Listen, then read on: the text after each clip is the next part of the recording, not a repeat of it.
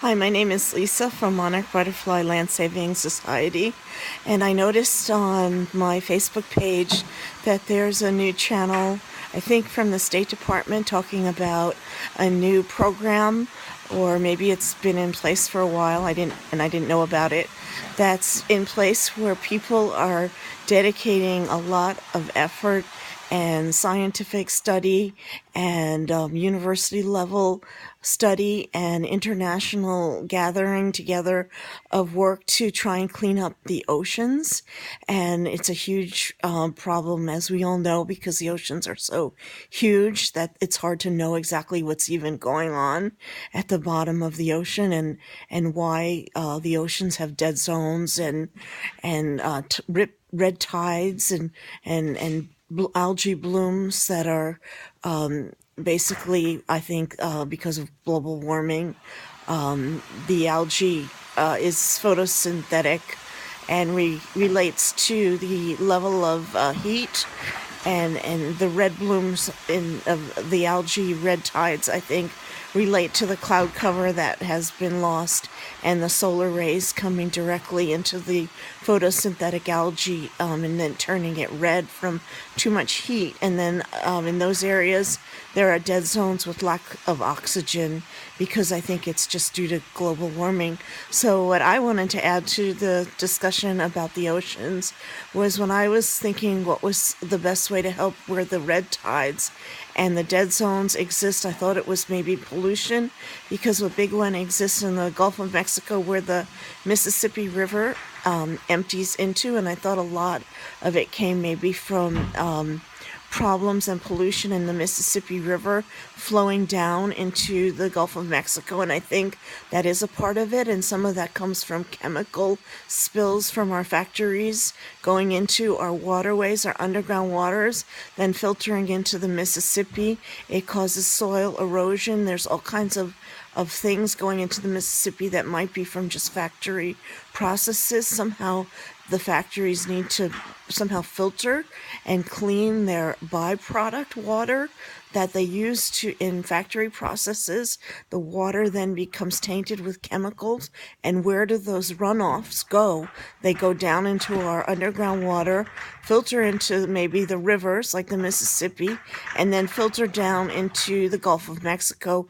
And those chemicals are heated and hot, and in addition to global warming from above, where the clouds are being dissipated, you have a warming effect, maybe from the chemistry of factory work, filtering runoff water into the ground. Where does the runoff of the water used in all the processes of running machinery go? And they need, I think, to think of filtration systems that clean the water before it heads into the land.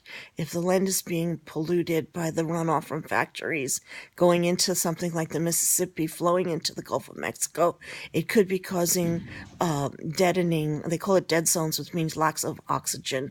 So they're actually killing the oxygen in certain parts of the water, and then they have these dead zones. It also gets worse with global warming, the heat from above, and when you study even the disease cancer, they say that oxygenization, it's a hard word for me to pronounce, but having less oxygen in the blood is one of the problems. And it's always good to eat green vegetables and things that add oxygen.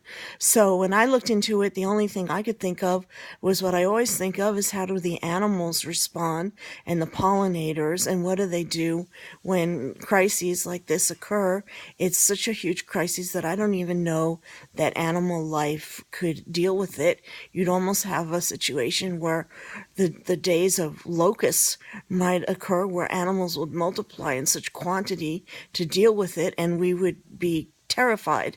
So it's really deadly serious, because it's hard to say clean up the runoff from factories. And the factories, I think, are overproducing because of the stock market, which makes us think we need to buy all that stuff in Target, which is made of petroleum and plastic, which we don't really need. And if you just cut out the holiday Black Friday, which is when we all go shopping, and we just buy the same thing that we really have, so many things made of plastic, which comes from petroleum deep in the earth and makes the earth have to replenish that part of the earth, our flow, then we might save our oceans by a lot by just cutting out Black Friday, that holiday, and making it Green Friday, to plant a seed and not buy a piece of plastic.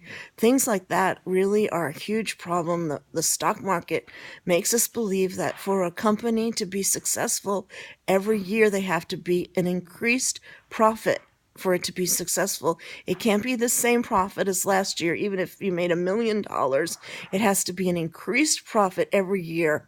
That means the earth has to have an increased profit to us all every year, even if we don't put an increased profit back in. How do we take an increased profit if we make $1 billion? Do we make $1.5 billion the next year, or we're not successful for our shareholders? The whole philosophy of the stock market is wrong.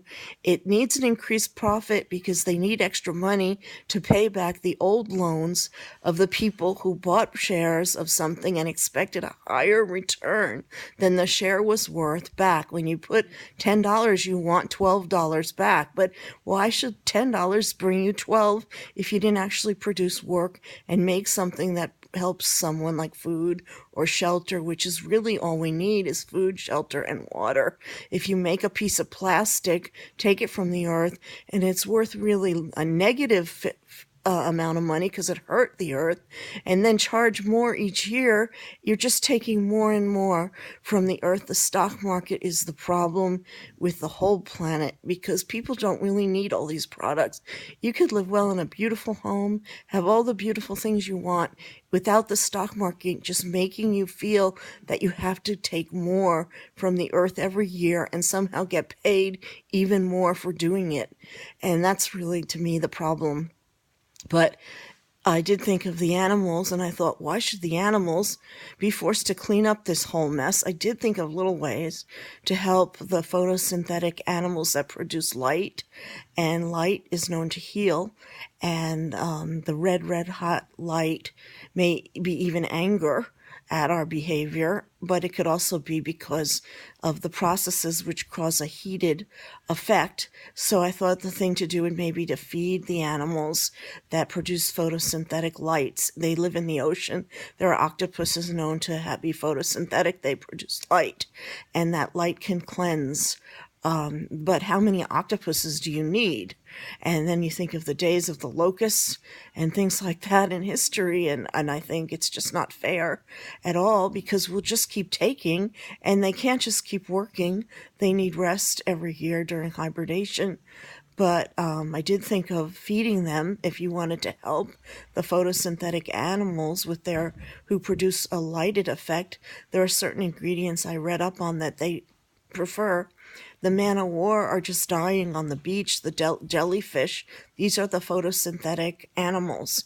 There really isn't much you can do if you continue with the ideology of the stock market. It just is an evil, evil process. No one needs that much money just to sell pieces of plastic and makeup. There's so much lotion on the shelf. It's just petroleum.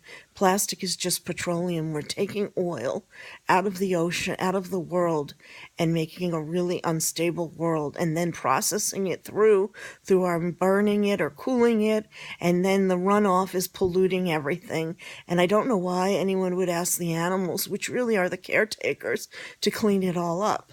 We can pick up the garbage, but it doesn't do any good if there's going to be a factory, say, in Pennsylvania or New York or whatever, constantly making this disease, which is chemicals, into our land. So I would say I had some ideas, but then there's a part of me that feels bad for the animals because now is the time of harvest. It's over, and animals go into hibernation. And how much are they going to work for us around the clock forever and ever and ever? Well, we keep just buying pieces of plastic we don't even need to please whoever this crazy person is that invented the stock market.